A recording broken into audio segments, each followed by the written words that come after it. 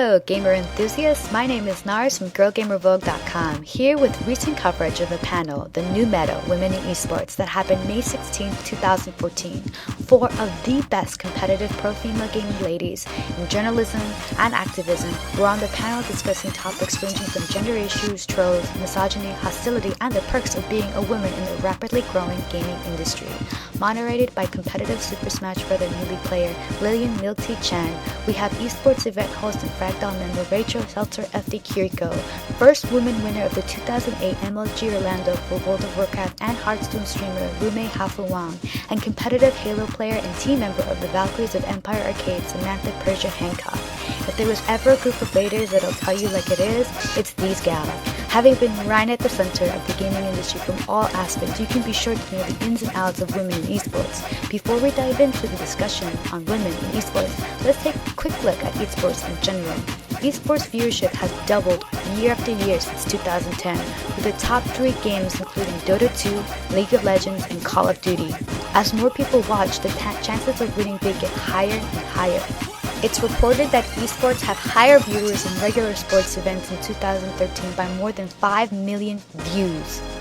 Publishers highlight the importance of esports because of the number of monthly active users ranging in the millions, with revenue mimicking those numbers.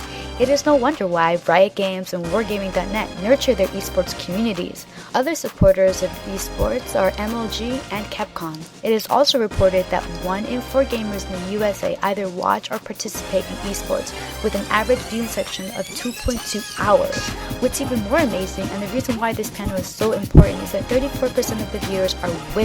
This statistic is a huge contradiction to a survey done in February showing a major gender gap, stating that 90 to 94% of the viewers were male. So what is the issue? Why the contradiction? Is it internal or external? We turn to our experts at the esports panel in New York City for the answers. My gender also affected myself. When I did start seeing other female players compete, I was like, man, I need to step it up because these are better than me right now. So in both ways, both from the outside, it mattered, other people noticing I was female and I was playing, and it mattered to me, noticing that it was actually a thing now. So I was just like, okay, I need to focus on the game, I need to tune everybody else out, I need to get back to my roots when it was just competing to compete. And I think that helps me compete now, knowing that I just get lost in the game, not worry about anything else. It matters to everybody outside of myself, but I don't think I've let it affect me personally anymore. Man, when I first stepped into my first tournament, I had no idea. I mean, WoW was my first game. I had never wanted to watch a tournament before. I didn't even know they existed. So when I stepped into my first MLG, it was kind of crazy. You'd see all these like really beautiful women and then just like a bunch of dudes, and then me. So I just felt really out of place. I definitely got a lot of weird looks. I just didn't feel like I fit in, and as Persia said, once you play though, you kind of lose yourself in the game, and nothing else really matters. So to me, my gender didn't matter, more so being at events and being judged just because I didn't look like everyone else. That was kind of a negative thing for me. And also, even when I won, I feel like all my achievements are overshadowed by the fact that I'm a girl. And so that was kind of a negative for me as well. Every time I did an interview, it would be, what's it feel like to be a girl who's won? It's like, well, I don't know, just like it would feel like for a guy to win. It feels great, so I don't know. The first time it really sort of mattered that I was a girl was with PMS Clan and being invited to join. So it was a really positive experience where I went from, just me and my boyfriend and our high school friends playing, and of course nothing, it's totally fine, you're just a group of friends. And then I went from that into this amazing support group of women, Amy and Amber, how much they supported us, how they would book hotel rooms and get all the girls to go. And it really became like, gaming for a while for me was like a real like sorority kind of rah-rah awesome thing. And through that and through going to events, you really just met a whole bunch of amazing women, and I had a really kind of skewed perspective because when I did step away from that, when I started to do my own sort of thing with Ultimate Gamer and then with hosting and interviewing, it was like I stepped out of some sort of bubble, and suddenly it wasn't half and half guys and girls in the room, it wasn't a ton of other female friends there, it was me and executive dudes, or me and interviewing a bunch of male professional gamers.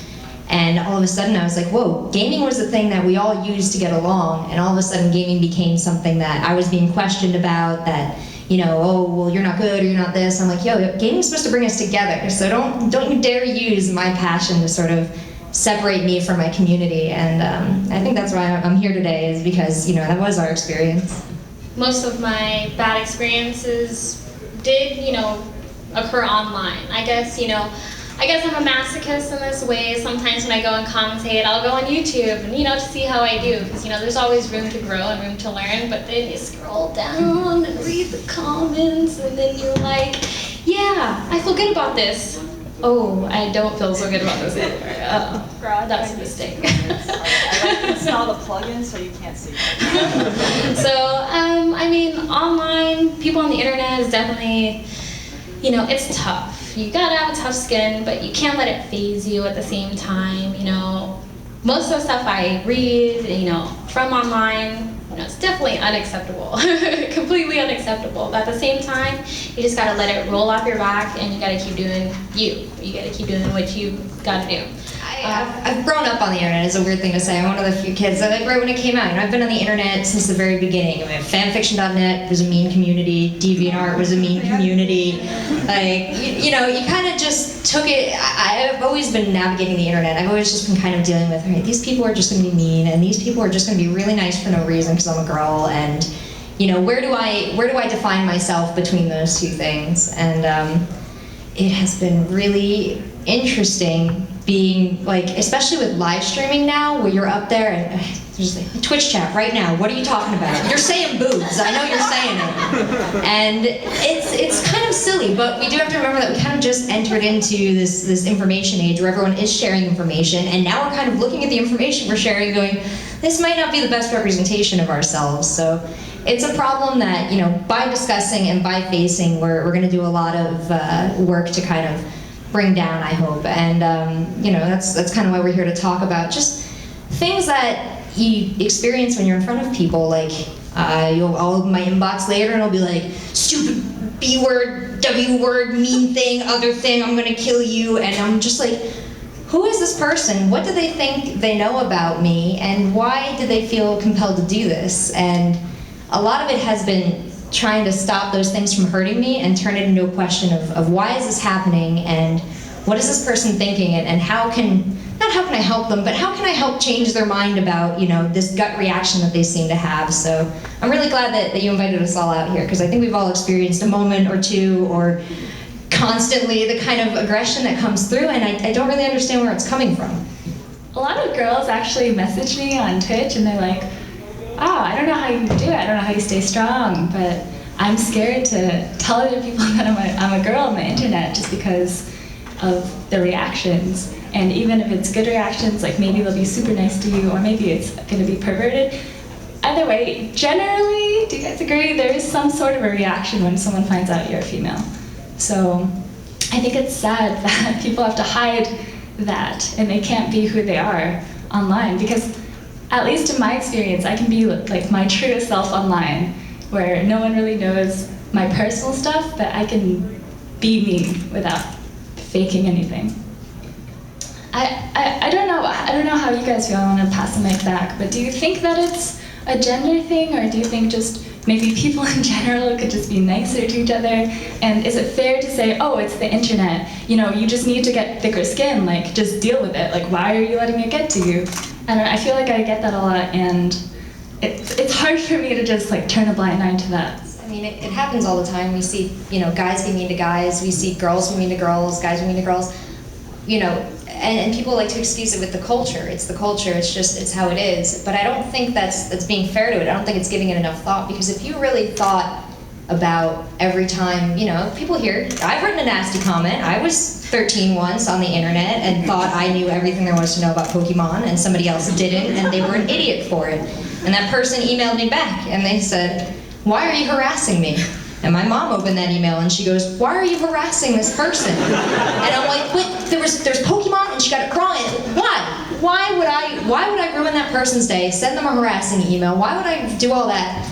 Because of some problem I had or some thought I had, not fully realizing the impact. That person was scared, that person was upset, and I was an idiot kid on a computer mad about Pokemon. And was that worth it? Was that worth creating that emotion in others? And other people are out there and they're like, I want you to feel angry, I want you to feel sad, I want you to feel scared. And those people, I wonder why the rest of us allow them to be in the community, because they're not people that care about you, they're not people that care about me, they're people that don't even care about themselves, because they're not treating themselves with respect to act like a human being and respect their fellow man. It's something very hard, because on one hand, I look at a nasty comment and I think, that person doesn't know anything about me, that person's just projecting. But on the other hand, I look at that and I go, wow, is that person hurting so badly that they just need to throw that out in all directions, that whatever it is inside of them, they need to go on YouTube today and put up a marathon of negative comments. They need to go on Reddit, and I can go through your Reddit history, and wow, you were angry at the Hearthstone kids, you were angry at the League kids, you were angry at the StarCraft kids. Maybe you should take a chill pill, guys. So, I'm glad that we're having these conversations. I'm glad that, people are in chat and they're, show your rudeness. And I just hope that all you people that don't feel like that is right, that don't feel like that is okay, that you guys can be as loud as the people that are being jerks. When you see that, stop it. When your bro on Halo is like, yeah man, I'm totally gonna ask this girl for a boob pic on a Xbox message, be like, yeah, is that really cool? Is that a good use of your time? Because I know you guys out there who are typing on Twitch and having mean things, you got better things to do. You have better things to do. So everyone think about some better things to do when you're about to be mean to somebody else, maybe. But thanks for watching. Thanks for the view counts. I think Persia mentioned something really interesting. Get thicker skin. I have heard this for years going through the gaming community. I'm sure you guys have too. I think that's no longer an issue for any of us sitting up here. The fact that we're here and existing in the gaming world means that our skin has already grown in. But again, conversations like these are important because the goal is to get more women in. I mean, usually when I say, you just gotta let it roll off your back, is because I guess, partly this is my own fault, but I kind of have already convinced myself that it's not gonna change. But obviously, by having this panel today, we're going to work towards change, which is important also, so that hopefully people like myself don't have to feel like you should just let it roll off your back. And obviously everybody, even in tournaments, I would beat somebody and they'd be like, you effing, mid-game. And I'm like, yeah, I'm still beating you. Keep talking, right? Sometimes people do cross the line, and thankfully, I've had people who have had my back in times like that, but the times I didn't have anybody to back me up, it is discouraging. And then if you are to, cry or something hurts your feelings, then they want to, patronize you for crying about it. Oh, see, girls crying in video games, and da-da-da-da-da. But they don't understand, yeah, your words are hurting us, but, what else do you expect us to do? We're not going to fight you or something, you just expect us to take this from you and not have any sort of reaction to it. Do you feel like we're emotionless people, sticks and stones may break my bones, but yeah, your words still hurt me, sorry. I mean, this is a reality that I've noticed growing up, in being a part of the, community and everything like that too. But I guess as time goes by, it's just lost, just a little more faith every single time something inappropriate has happened. But yeah, I hope that this panel does kind of open up the eyes to a lot of people who've been that way. The get a thicker skin thing, that has been, pounded into my head for so many years, playing, that has kind of just been a second nature type of feeling that I should have, right? But I agree with you, it's not very welcoming. Someone seeing gaming and eSports for the first time, and you're like, yeah, I'm gonna get involved, and then the first thing you say is, well, get thicker skin. That's already going into it being like, man, is it that bad, So, yeah, definitely when I, want more people to be involved, or if I know somebody that I would like to get involved in the community, I tell them all the good things first. Gaming really does bring you together with people, and then, joining that hand in hand with competition is fun, because you get to compete and you get to spend time with people that will soon grow into, your family. I feel like, but then there are also other great female players, but people always want to stand by, well, you haven't won anything, you're not good. there are way more men in this community who haven't won anything, but you give them the respect that you won't give to me, or you won't give the respect that that you would give to Johnny Donuts' 37th place out of a 20-man tournament that you would give to me. And it's like, it sucks, but at the same time, I'm still gonna train, and I'm still gonna, not to prove anything to you, but to prove it to myself that, this is where I belong and this is what I want to do. And I do always feel like there is that stigma that I just have to win to be good, or I have to win to deserve your respect, which I completely disagree with. Guys always think that, we're after something. What are you after? Why are you here? You can't possibly just be playing these games. What do you want? What do you want from me? What do you want from the community? You want my money? No, nobody wants anything from you guys. Honestly, the only thing I want is to be able to show up and to play and to be happy. And I think, I got in a Twitter argument a while ago about, tell me about the leg up girls get in the esports industry. I'm like, are you talking about me or the one other girl that I know in this industry? Is this some epidemic? Am I not aware of this? I do think a lot of girls are given chances. We see that. A lot of girls, okay, you join this team, okay, you try this out. And what an amazing thing it is for those girls to be given that opportunity, to be given that support in this industry where it's so difficult. And they're that one girl on that all-guy team. Oh gosh, Slayer's Eve. Poor Slayer's Eve. All she wanted to do was play StarCraft. She wanted to play in a female league. She was joining a team to represent the team in a league that needed representation.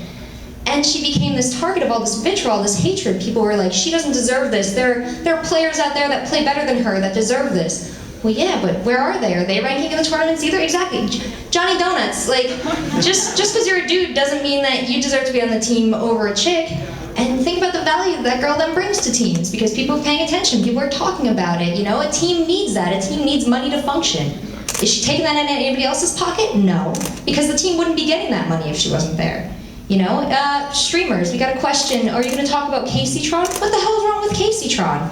She goes on, she plays video games, she has fun. If you have a problem with her, if you don't want her on the air, why don't you start going to all the people that watch her and saying, hey, stop watching this. But if you don't like it, just don't watch it. And these girls are not taking anything away from anyone. They're adding a lot to the community, and they're adding a lot more than I think people give them credit for.